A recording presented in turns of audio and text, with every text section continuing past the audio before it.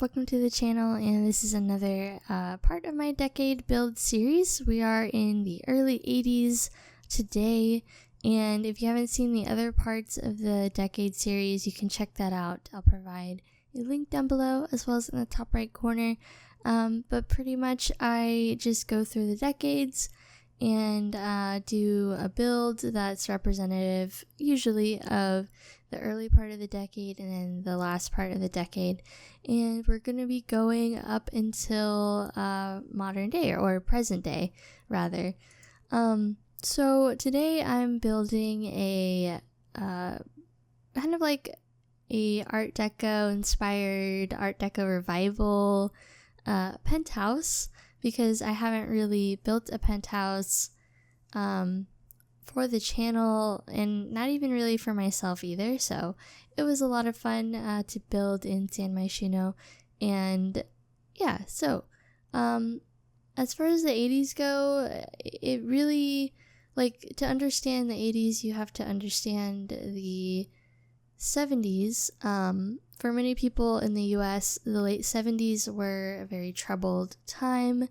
The counterculture movements of the 60s and early 70s, the Watergate scandal, the Vietnam War, uncertainty in the Middle East, and economic crisis at home had kind of chipped away at Americans' confidence in each other and their government. By the end of Jimmy Carter's presidency, the ideals of the 60s were worn down by the inflation, foreign policy turmoil, and rising crime in cities. There were also many assassinations and assassination attempts, most notably musician and former member of the Beatles, John Lennon, who was assassinated in New York City on December 8th, 1980. Which absolutely devastated a lot of people because, you know, it's John Lennon. And what I like to do is I like to show you guys some reference pictures that I used to build the house, just so you get an idea of what I was going for while we go along and while you see the build. So as you can see on the left, there's a lot of glass, a lot of tile. I saw a lot of black bathrooms. And there's a lot of plants, both real and fake plants everywhere.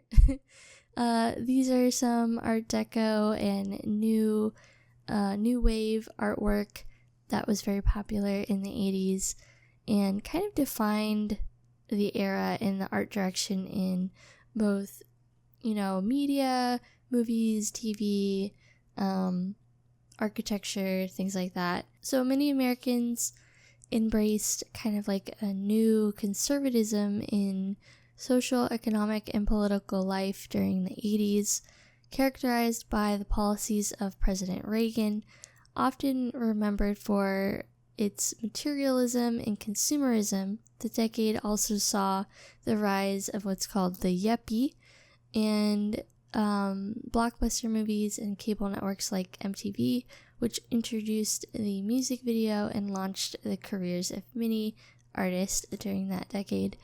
The populist conservative movement known as the New Right enjoyed growth in the late 70s and early 80s, and it appealed to a wide array of people, including evangelical Christians, anti-tax crusaders, advocates of deregulation and smaller markets, advocates of a more powerful American presence abroad, disaffected white liberals, and defenders of an unrestricted free market. On the domestic front, Reagan's economic policies initially were less successful than its predecessors, or of which they had hoped, particularly when it came to a key part of the plan, balancing the budget. Huge increases in military spending during the Reagan administration. Pentagon spending would reach $34 million an hour, by the way, were not offset by spending cuts or tax increases elsewhere. By early 1982, the United States was experiencing probably one of the worst recessions at the time since the Great Depression. 9 million people were unemployed in November of that year, and businesses closed, families lost their homes. In some respects, the pop culture of the 80s reflected the era's conservatism. For many people, the symbol of the decade was the yuppie, which I mentioned before. So the yuppie was basically a baby boomer with a college education, a well-paying job, and expensive taste. Many people gave yuppies a really hard time for being self-centered and materialistic, and surveys of young urban professionals across the country showed that this was actually kind of true. So basically, they were more concerned with making money and buying stuff than their parents and their grandparents had been. However, in a lot of ways, yuppies were less shallow and superficial than they appeared. Popular TV shows like 30-something and movies like The Big Chill and Bright Lights, Big City showed a generation of young people who were pretty much plagued with anxiety and self-doubt. They were successful, but they weren't exactly sure if they were happy or not. Probably the most revolutionary cable network of all was MTV, which made its debut on August 1st, 1981. The music videos MTV played made stars out of bands like Duran Duran and Culture Club, and pretty much made a megastar out of Michael Jackson. And that was because of his Thriller music video, which I think sold something like 600,000 albums in the 5 days after its first broadcast. MTV also influenced fashion. People across the country and also around the world did their best to copy the hairstyles and the fashions they saw in music videos. In this way, artists like Madonna, for example, became cultural and fashion icons. And another huge aspect of 80s culture was the arcade and video games. Arcades and video games had been growing in popularity since the late 70s. By 1982, they were a major industry, and by a variety of factors, including a collection of low-quality games and the rise of home computers, it caused a huge crash in late 1983.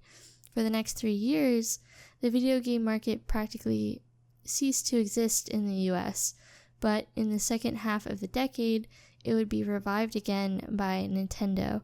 Popular video games include Pac-Man, Super Mario Bros., The Legend of Zelda, Metroid, Donkey Kong, Frogger, Digger, Tetris, and Golden Axe. The personal computer experienced huge growth in the 80s, transitioning from a more of a hobbyist toy to a full-fledged consumer product.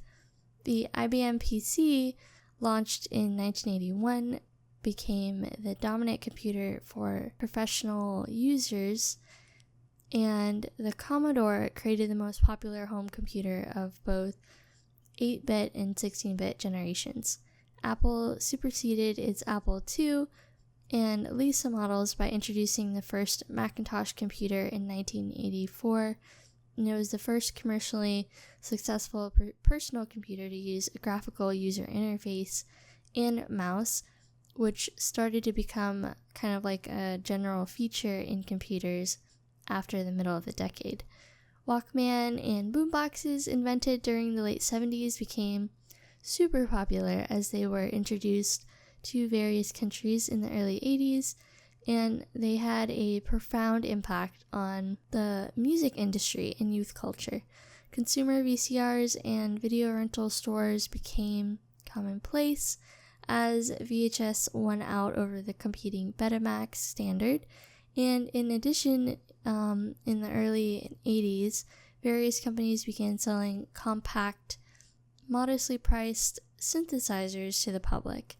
This, along with the development of musical instrument digital interface, or MIDI, made it easier to integrate and synchronize synthesizers and other electronic instruments into music, which became really popular at this time.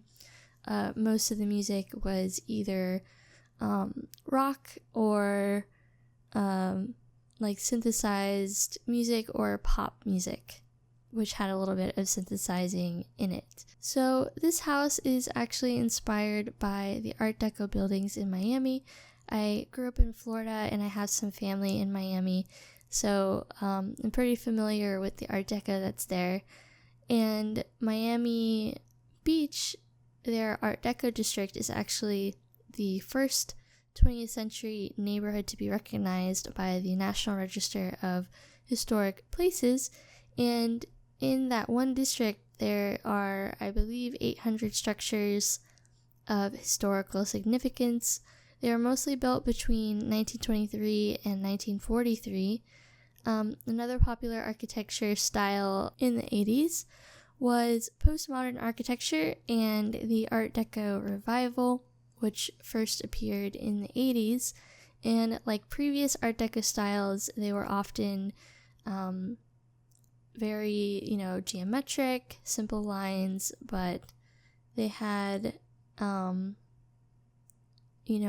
a purely decorative features to it, even if it was kind of simple. I also noticed that in a lot of the furniture, there's a lot of glass tops, like for the modern, the more modern side of the 80s, and also a lot of sectionals in living room furniture, which I tried to replicate here, just squishing together some of the sofas so that it looks like a sectional. They're actually functional.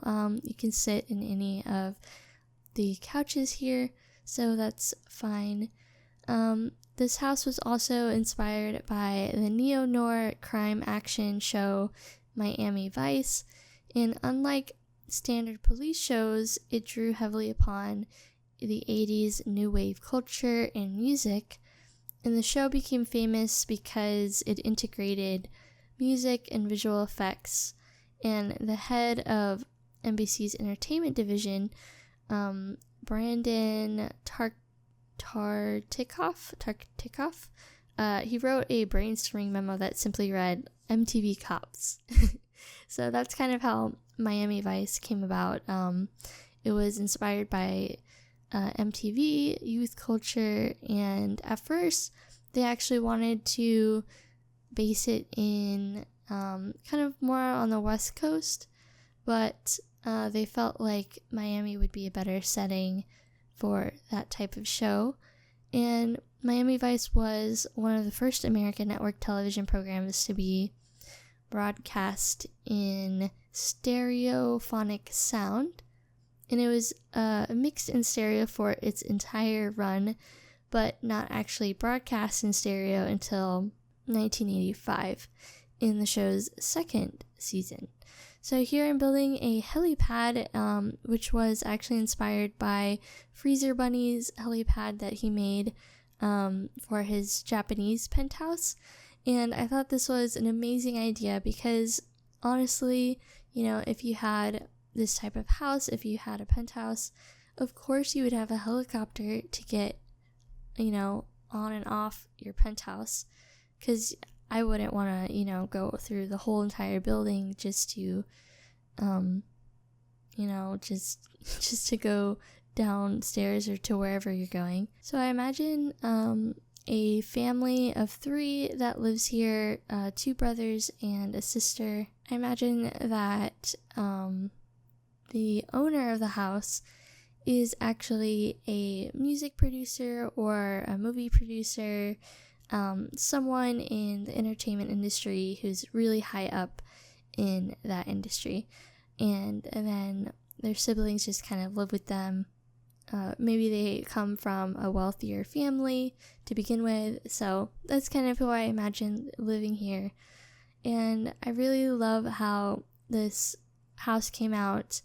I would love to actually put some of my own Sims in here, maybe update some of the furniture, or just leave it how it is. I don't know, maybe The Sims, like a more retro vibe. But yeah, so in a lot of the rooms and a lot of the main features of the house, there's a lot of mirrors. There's a lot of like insets or like shelving that kind of are attached to the bed frames and all that. I think that's very reminiscent of the 60s and 70s, and so I wanted to include that in a lot of the bedrooms that I made, just kind of making the bed frames and the side tables look larger than they actually are, and that they're all connected, which was something that was really popular during this time.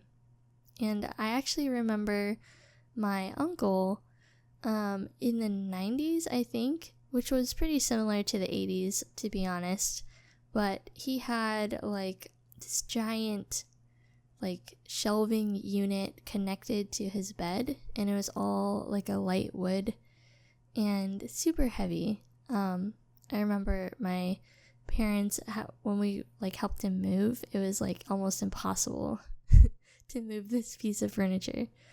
But yeah, and I also noticed in a lot of 80s and 90s architecture, the glass blocks were really popular. The only thing that I kind of found that was similar to the glass blocks were the windows that kind of have like the glass patches.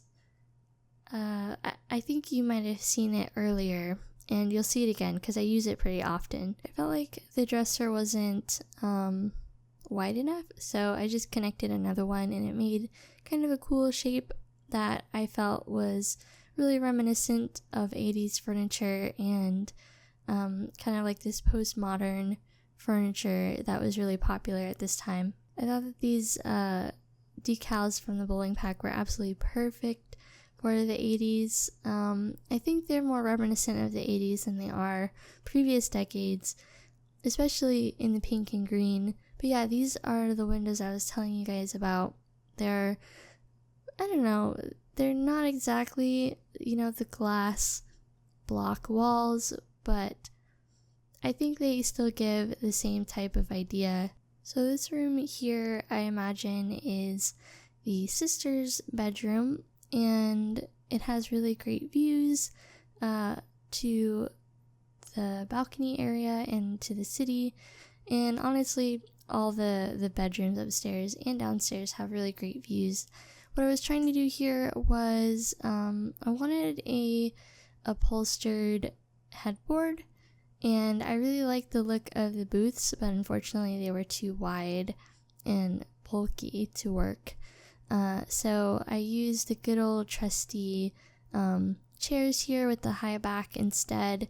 I wish they were a little lower, but they still work, I think. So here I was just doing like a dresser set that kind of enclosed the bed frame and the bed inside of it. And this was a pretty popular thing to do in bedroom set furnitures. And also, I don't know, I just thought that it suited this style in this bedroom specifically, especially for a more feminine look, I think. Having the upholstered bed frame, or the upholstered headboard, there it is, and also,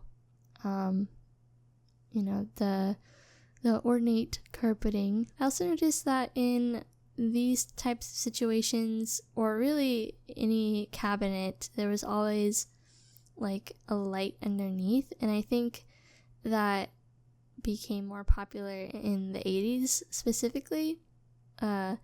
And also, the floor lamp that was inside the side table. I actually had one of these in the 90s. Not me specifically, but my parents. And yeah, so I also saw this in a magazine, like an interior decorating magazine from the time.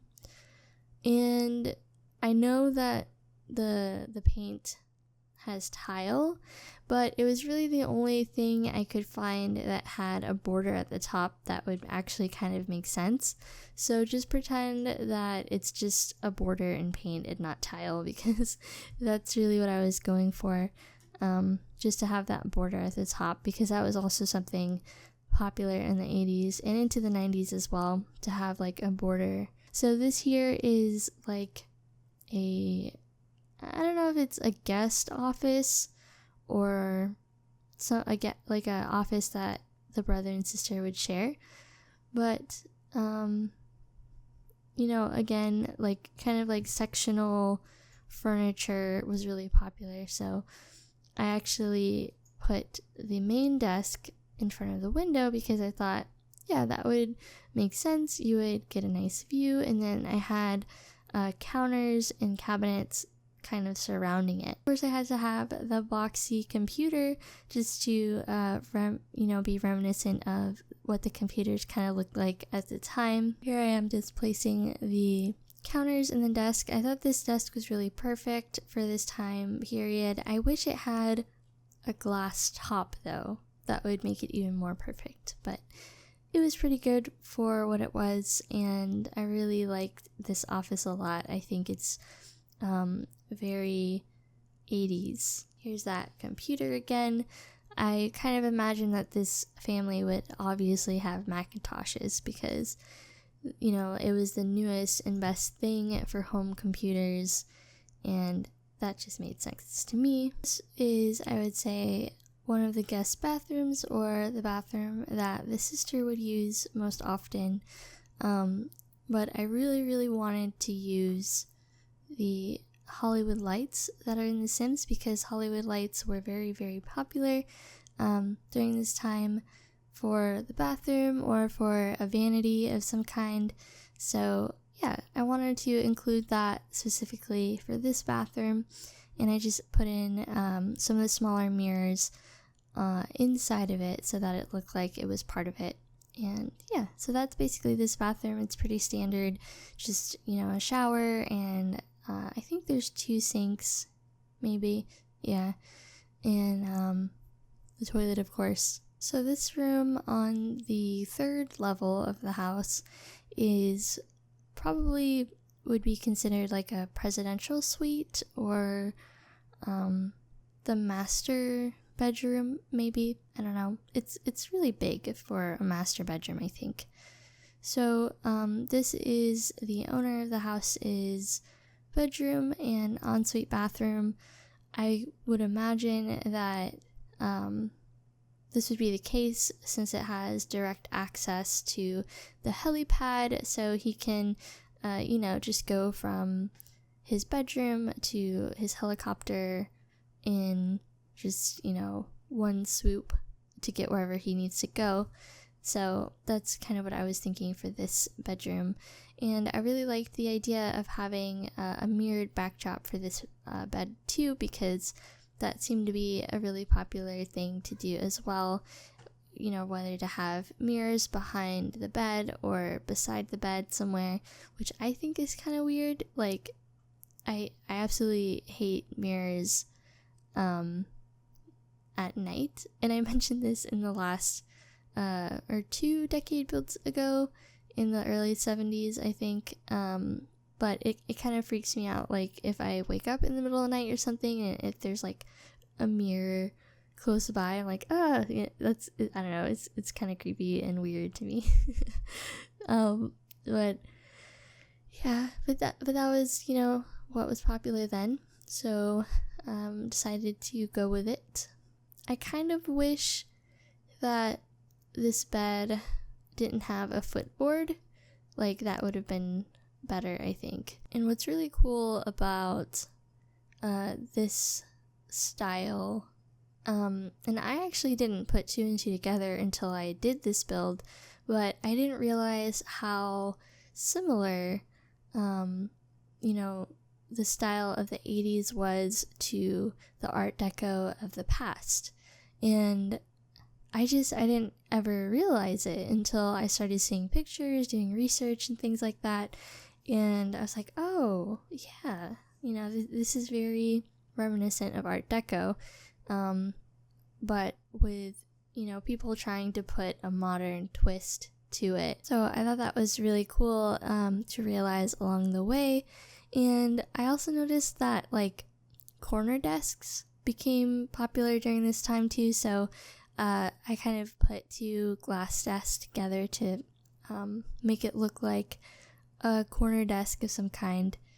And I imagine, like I said before, this guy is a big time executive. Maybe he's into movies or the music industry or something like that.